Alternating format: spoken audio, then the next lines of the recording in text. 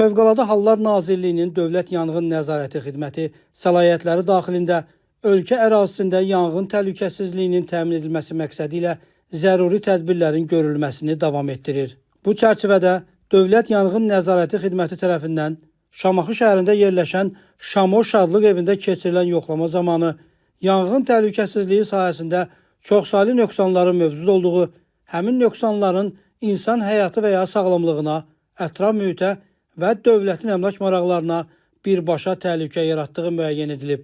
Belə ki, obyektdə mövcud olan avtomatik yanğın xəbərverici siqnalizasiya sistemi nasazdır. Elektrik təsərrüfatı elektrik qurğularının quraşdırılması qaydasının tələblərinə uyğun quraşdırılmayıb.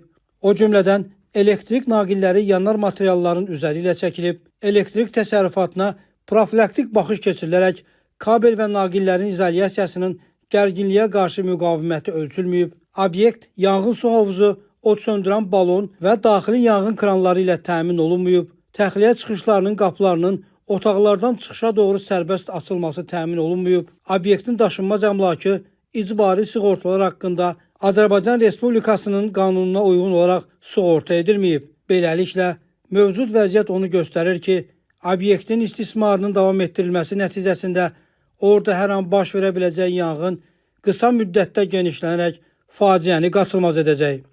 Qeyd olunanları nəzərə alaraq, yanğın təhlükəsizliyi norma və qaydalarının tələblərinin kobud pozulması faktları aşkar edilmiş, Şamaxı şəhərində yerləşən Şamo Şadlıq evinin fəaliyyətinin dayandırılması barədə qərar qəbul olunub və qərarın bir nüsxəsi obyektin nümayəndəsinə təqdim edilib.